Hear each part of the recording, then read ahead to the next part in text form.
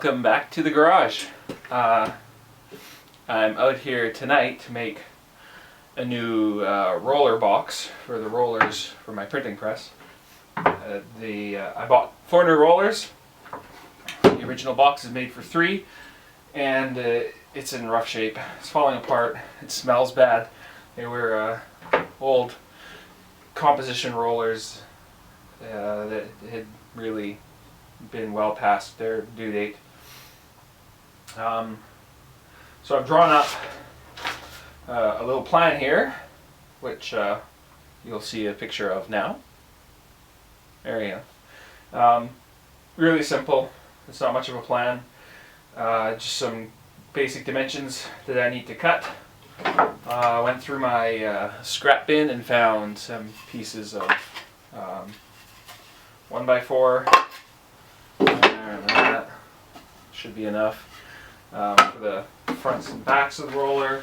In the back corner there I have a sheet of 1/2 inch plywood, and it should be pretty quick. A couple cuts, drill some holes. One of them needs to be cut in half because it's removable, so the rollers will come out, and I should have a working replica of the original roller box that came with that press. Alright, I've drug out the first sheet of plywood, the only sheet, and I'm just trying to figure out which way would make the most sense to cut this. I want the grain to go with the length of the box, so that means I'm cutting 26 off this way, and then I have 20 to 27 inches of material I need. So I think I'll just my table saw is limited capacity, so ripping something that big, I guess I could cut the 2 11-inch pieces first, and then I have something more manageable for cutting the 2.5-inch pieces off, so I think I'll do it that way. So I'll set up the saw to rip 11 inches. This is my trusty table saw. I got this for free. It has its limitations. The fence is complete crap, so I work around that by always measuring.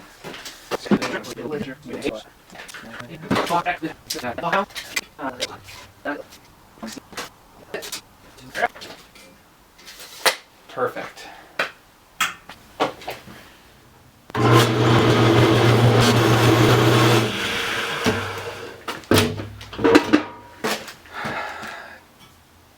Changed my mind. Decided I should actually, there's a rough edge on the plywood, so I'm going to instead cut these to 11.5.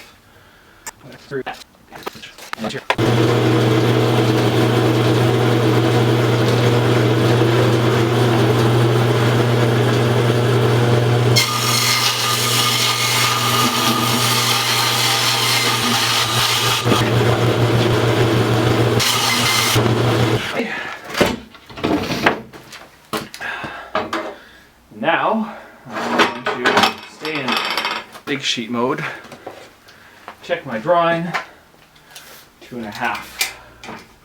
For this, keep the guide on the wrong side, just so I don't have to move everything around.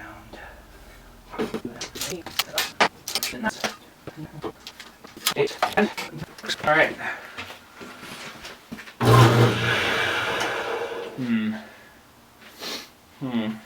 Okay. I'm gonna reposition the saw. I don't like working left-handed when I'm gonna have to use a push stick. There we go. Oh, time to readjust the camera. We're switched over. What was I doing? 2.5. Right.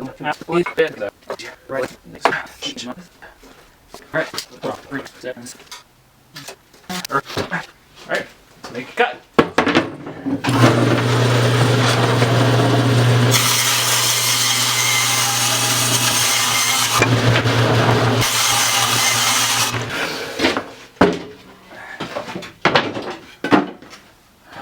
Alright, that should be all the plywood cut. That gives me 2 fronts, or 2 sides, top and the bottom, and then the rest is out of 3/4 inch. But while I have the saw for set for 2.5, I am going to rip up some of this 1x I've got kicking around.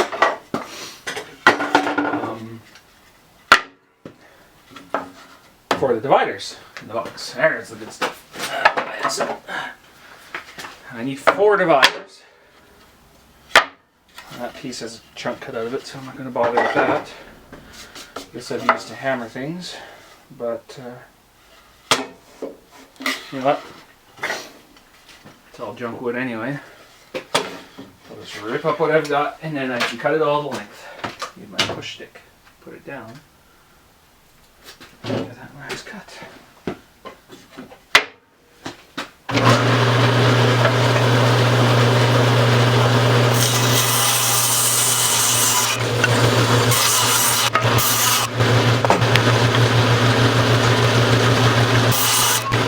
I've reset the saw for 11 inches so I can do the final cut to dimension on these. I want to make sure I get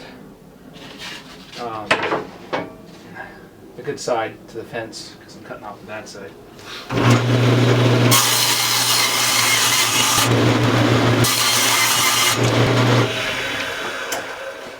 Alright, do a little reposition. Okay, so now I have top and bottom, sides, and enough material for some dividers. So the next step is to just cut all the stuff to length, which I will do on the miter saw. So I'll get set up for that.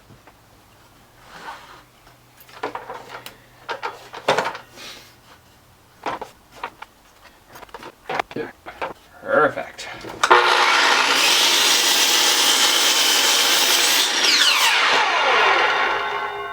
There we go. 4 dividers. Cut.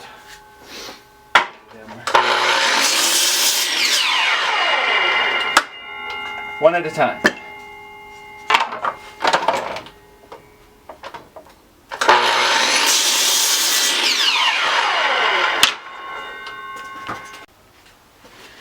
And now it's time to cut the top and bottom.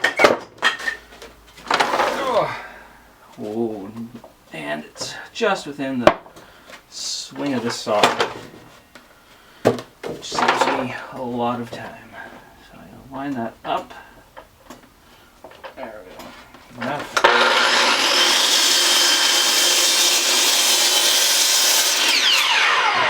One.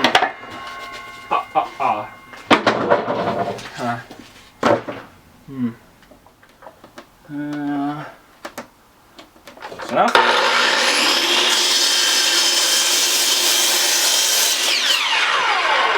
Perfect.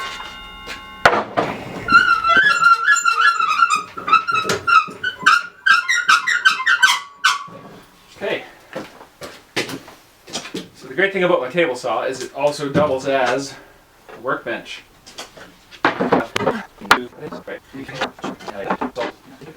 And ta-da! A roller box. Of course, it's not done yet. I have to drill 2 of these for the rollers. So in the original box, you can see there's one drilled one there. This one's split so that you can get the rollers out, and then the one there. All right, I looked everywhere. I don't have a 5/8 or 9/16 bit of any kind, so I'm going with a 3/4 Forstner that I do have, but I will make those pieces removable so that if in the future I ever decide that an 1/8 inch is an 1/8 inch, 9/16, 3/16 is a little too much slop.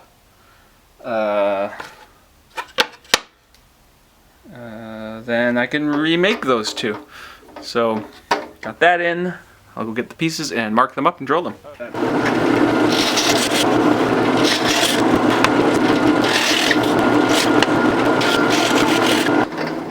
Guess I should tighten that bit up a little. There we go. There's one.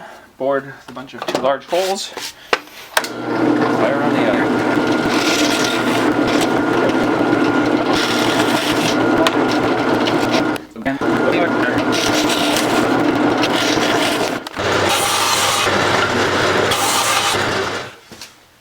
One of the old cores off of the rollers I took off of there, and this will tell me if I'm going to clear the bottom of the box, and I will. There's a 1/4 inch there. They're just courtesy holes at this point. They don't do anything to hold anything down, so I got to re-drill those with a proper size drill. Alright, back at the drill press. I have to take a little intermission for a battery charge. I was thinking of using a brad nail to assemble this. Changed my mind.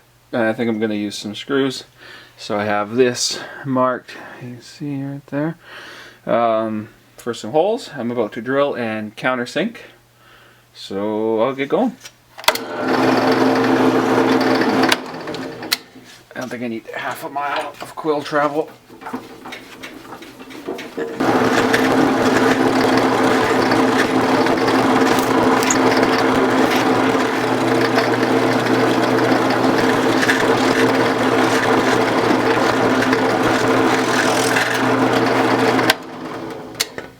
Alright, countersunk. I'm using my table saw as an assembly jig, just to help keep everything square so I don't have to fuss around with things. Wait, doesn't work in reverse. One, a screw right there. Now, I can't see this one. I'm assuming my fence is somewhat square.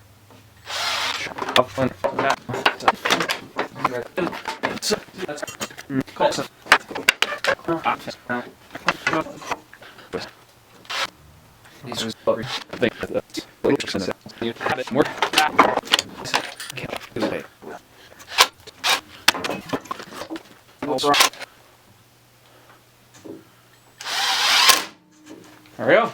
Alright, there's the frame. I'm glad I used screws. Turned out nice and solid. Now to attach the bottoms. Probably 3 holes should be good. So I'll get that all marked up and go and get them all drilled. Alright, those holes are drilled. So now I'm just going to line up one corner, drop a screw in.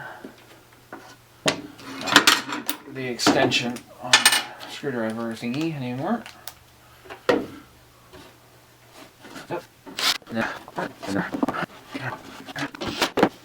And something moved. I don't know. Oh, that's just some distortion in my materials. Let's quickly. Now I'll fire a couple brads in there, so I'll go get set up to do that. I'll set up my leakiest air hose, my favorite.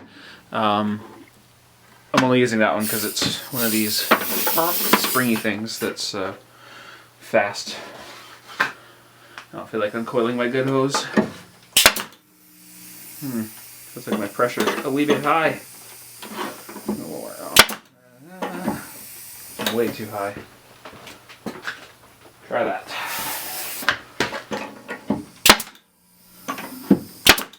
I think I missed that one. Lucky. Lucky me I didn't.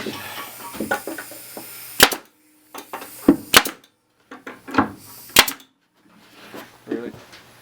Alright. Now I think I should have done this earlier, but I didn't. I'm going to you know what? Actually, I'm going to call it at that for tonight. I was going to drill in. Maybe I still will. I didn't make this very convenient for myself, but I need to pull a roller or pull a truck. Let's see if I can do it like this.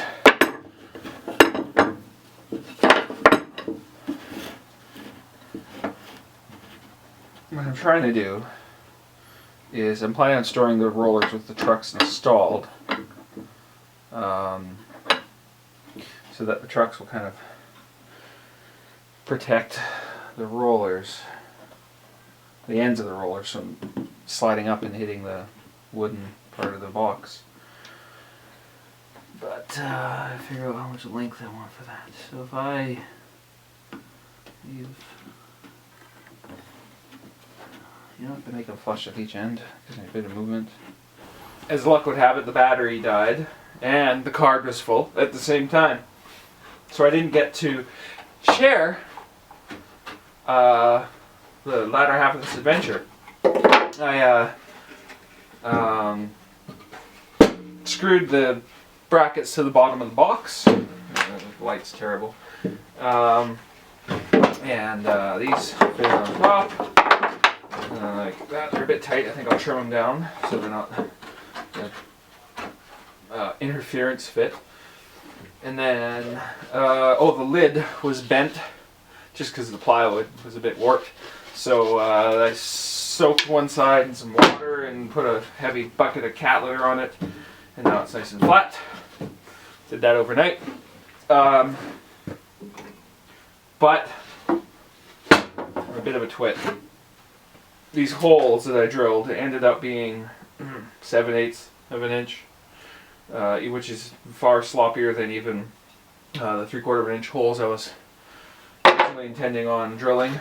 I grabbed the wrong portion of it. So I thought about it. The rollers fit in here and they don't touch anything, but they kind of flop around. And really I could move one of these dividers a little. So I think I'm going to cut 2 new dividers and re-drill them with the 9/16 or 5/8 drill bit I don't own. But I came up with a plan. Right here is a 5/8 router bit, and actually, just a minute ago I thought of a different idea. This isn't a plunge cutting bit, so I'd have to drill a pilot hole, and I was just planning on being lazy and sticking this in my drill press and using that to bore out the hole a bit bigger. Airplane landing. The other thought I had is I have this lovely $7 box of plywood bits, and there's a 31/64. Is that right? I have an idea. I can leave my brain turned safely off and pull out the spare core that I've got. Oh, look at that. Just about perfect. 31/64, and I may have already said this, it's a plunge cutting bit, which means I just need to line things up, mark them, and then plunge this in. Probably I should do that with the router. How do I line that up? Alright, I'm going to think about that. I'll be back in a minute. Well, where there's a will, there's a way. I've got the Princess Auto Special milling machine set up here. So I can move this thing around and get it lined up without having to clamp and reclamp it all the time. I have the ever so needed center drill in the end there, just because I can. And let's give this a whirl. I don't even think I even need to use the center drill. I was just using that to line up. Oh, there goes things. So I can find the key wherever I left it. There's the milling, the milling cutter.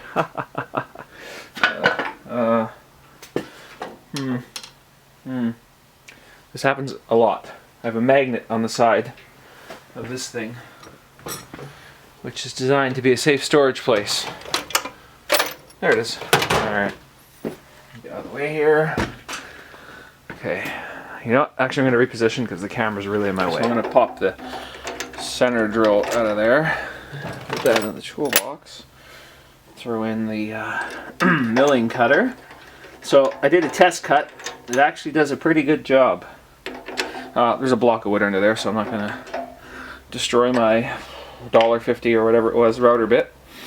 I think I have enough travel. Let's try this out. Ooh, look at that rigidity.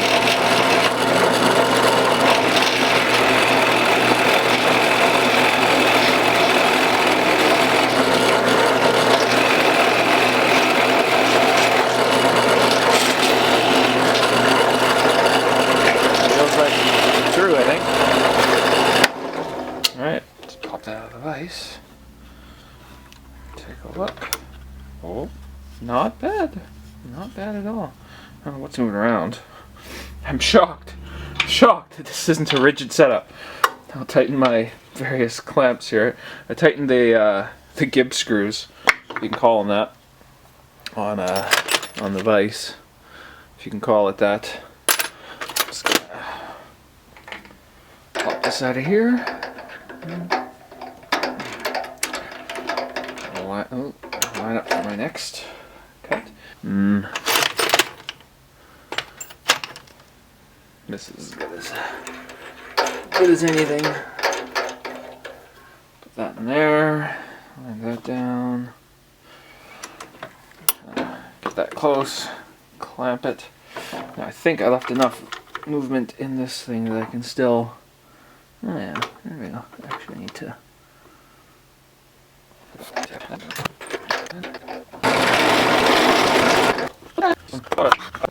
No.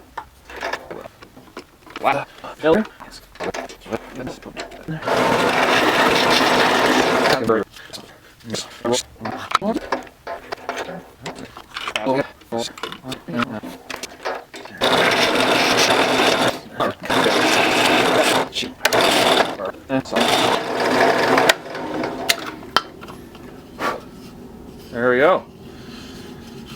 Not bad. So the other important check is I should check how well the course. Oh, just about perfect-ish. Maybe there's a bit of slop in there, but way better than when I bored them to 7/8 of an inch. All right, so I'll do the other one, and then I think I still have the saw. No, I don't. Then I'll slice these in half down the middle here, and those spacers should be done. All right, I'm back.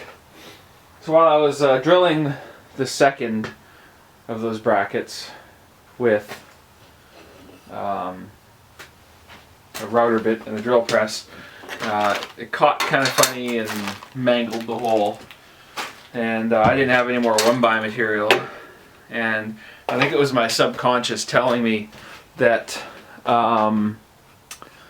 that I was doing a terrible job anyway. So I went into my scrap pile and found this. This is a Baltic birch plywood. So I cut a couple pieces of that up. This was an old shipping crate from a piece of NetApp hardware. They used to send them in these beautiful Baltic birch pallets. And I saved one once and cut it up, and I've been using bits and pieces ever since. I think they come on steel shipping things now. Nowhere near as fun. So I decided to use my router to properly plunge those. So that meant making a new base plate for it with a hole in it, so I can line it up with the marks that I'm going to be putting on these guys. So I'm going to mark those, line this up on it, somehow clamp it all together, and then use the router to plunge the holes. I did a test run of that, and it cuts them beautifully, I think. Or is that when I did it with the drill press? Wouldn't that be funny? Somewhere. Yeah, that was with the drill press. The one that worked. They got worse after that. So I did a test plunge with that one's a bit out of round because I didn't have anything to line it up, clamp it down, or it was. Alright, so I'll get set up for that and I'll be right back. Alright, I think I've got a plan. So I've see if you can see that. Well, not really. Marked circles on this. It's kind of marked circles, eyeballed the centers. It's close enough for this. I think I got a pretty good aim on them. So then I can take the router here, plunk it on, line it up to the marked hole. Make sure the cord's not getting routed. Turn it on. There you go. One slightly charred hole. At this point, I'll take anything. Good enough. So I'm gonna shut the camera off because I don't want to get coated with router dust. And when I come back, I'll saw them in half. Operation used your router as a drill press.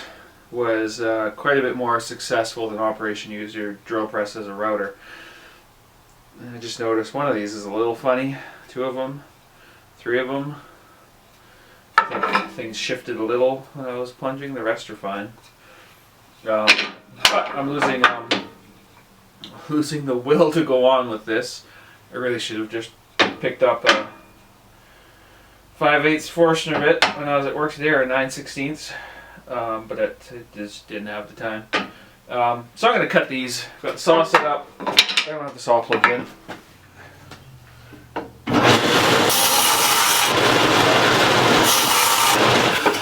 Alright. There they are. So I'm going to unscrew the 2 ill-fitting doodads in this thing, and in their place attach these 2 slightly burned, not so ill-fitting. Oh, those are tight in there. That's what I want though. There. So I need some kind of power tool. There it is. Alright. Let's fire these screws out of here. Take a piece of junk out. There are marks in here that I put in last night.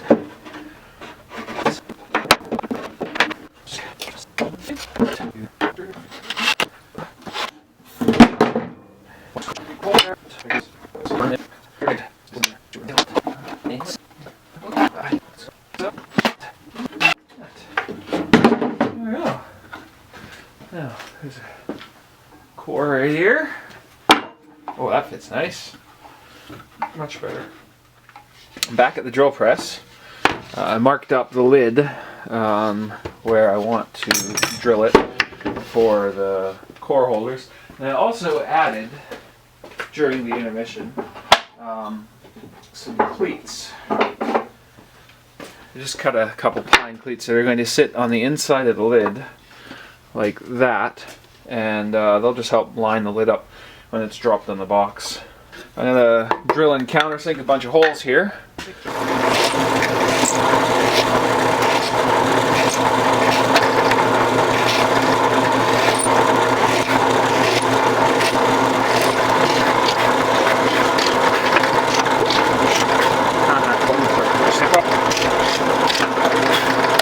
Alright, done.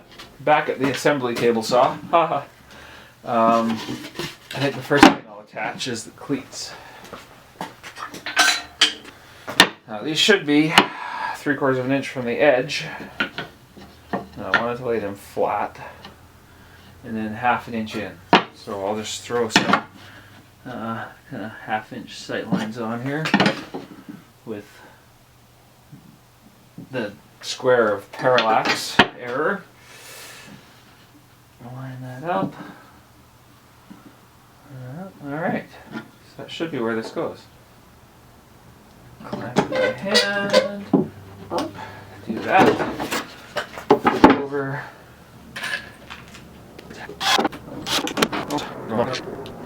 Felt too long. No, they're all a bit long. Well, bummer. That'll do for now. I'll swap them up when I feel like it.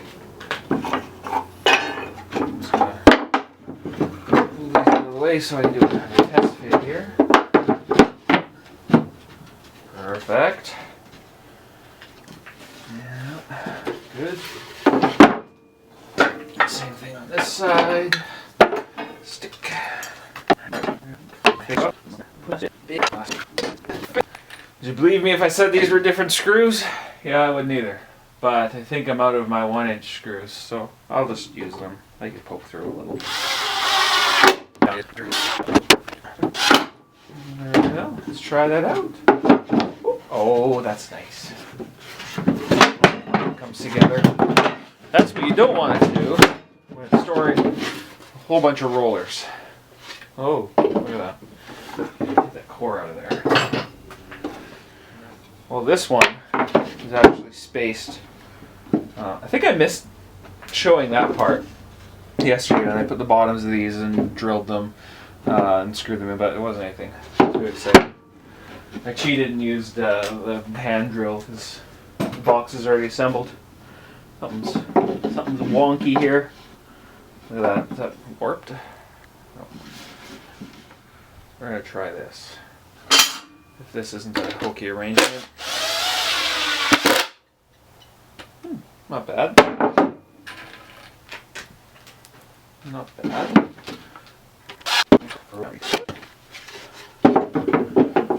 This is like the light in the fridge. I'll never know if they don't line up because I can't see inside the box when it's assembled. Oh, it's kind of a pain in the butt to open this thing. These I didn't trim down, and maybe no, I did. We did that. All right, this one's the last. Oh, this one's gonna be. I can measure. I'm gonna use a tape measure.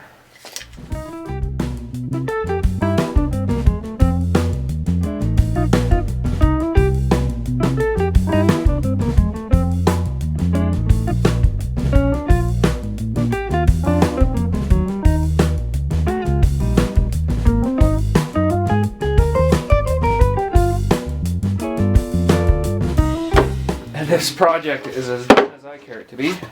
Let's see if that fits. Oh, a bit tight. Oh, well, I just have to drop it in kind of even. Perfect. That's it. That is a roller box. I gotta go inside and get the rollers. I'll throw a couple pictures after this of the rollers in their nice new home. Right now they're sitting on a cardboard box in the house. That's it.